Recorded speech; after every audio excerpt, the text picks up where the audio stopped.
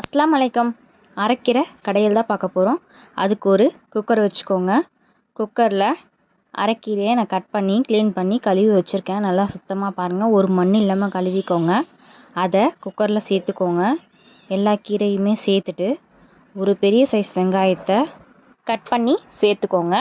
அதுக்கப்புறம் 2 தக்காளி சேர்த்துக்கோங்க. 2 பெரிய சைஸ் தக்காளி, ஒரு பச்சை மிளகா சேர்த்துருக்கேன். உங்களுக்கு எவ்வளோ பச்சை மிளகா தேவையோ அவ்வளோ சேர்த்துக்கோங்க. மஞ்சத்தூள், கொஞ்சோண்டு பெருங்காயத்தூள் சேர்த்துக்கோங்க. நான் 1/2 கப் அளவுக்கு பருப்பு ஊற வச்சு வச்சுருந்தேன், அதையும் சேர்த்துக்க போகிறேன். புளி கொஞ்சமாக ஊற வச்சு தனியாக வச்சுக்கோங்க. அதுக்கப்புறம் குக்கரில் ஒரு 1.5 டம்ளர் அளவுக்கு தண்ணி சேர்த்துக்கோங்க. தண்ணி சேர்த்துட்டு குக்கரை நல்லா மூடி போட்டு விசில் விடுங்க. கீரை குழந்தைங்களுக்கு ரொம்ப நல்லது.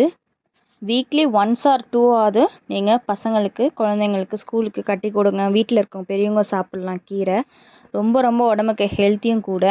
இது விசில் போட்டு ஒரு 4 விசில் அளவுக்கு விடுங்க. 4 விசில் வந்ததுக்கப்புறம் இதை பாருங்கள், குக்கர் ரிலீஸ் பண்ணி பாருங்கள். நல்லா வெந்திருக்கு பாருங்கள்.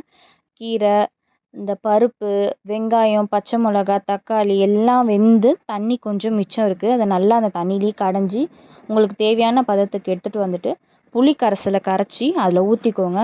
ஊற்றிட்டு ஒரு கடாய் வச்சுக்கோங்க. அதில் தாளிப்பு ஆஸ் யூஷுவல் எப்படி தாளிப்போமோ அதே தான்.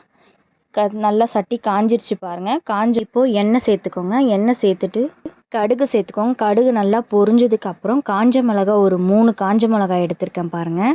3 காஞ்ச மிளகாவையும் கிள்ளி சேர்த்துக்கோங்க. அது நல்லா கிள்ளி சேர்த்துட்டு அதனோட சாரெல்லாம் அந்த எண்ணெயிலே வந்துடும். அதுக்கப்புறம் கட் பண்ணி வச்சுருக்க ஒரு வெங்காயத்தை அதில் போட்டு நல்லா வதக்குங்க. நல்லா வதக்கணும். எண்ணெயில் கோல்டன் ப்ரௌன் கலர் ஆகிற வரைக்கும் வதக்கிக்கோங்க. பாருங்கள், இந்த அளவுக்கு கொஞ்சம் மீடியம் ஃப்ளேமில் வச்சு வதக்குங்க. இல்லாட்டி கோல்டன் ப்ரௌன் ஆகாமல் கரிஞ்சு போயிடும். அதனால நல்லா கோல்டன் ப்ரௌன், இந்த அளவுக்கு கோல்டன் ப்ரௌனில் வதங்கினதுக்கப்புறம் நம்ம கடைஞ்சி வச்சுருக்கோம்ல கீரையை, அதை அதில் சேர்த்துக்கோங்க. சேர்த்துட்டு நல்லா கொதிக்கணும். இது பாருங்கள், இந்த அளவுக்கு நல்லா கொதிச்சு வருது இல்லையா, அடி பிடிச்சிரும். நல்லா கிண்டி விடுங்க. நல்லா திக்காகணும். உங்களுக்கு எந்த அளவு கெட்டியாக வேணாலும் கெட்டியாக செஞ்சுக்கலாம். நல்லா கொதிக்க வச்சு தண்ணியாக வேணாலும் தண்ணியாக செஞ்சுக்கோங்க. எனக்கு இந்த அளவுக்கு கொதிச்சது போதும். ஃப்ளேம் ஆஃப் பண்ணிவிட்டேன்.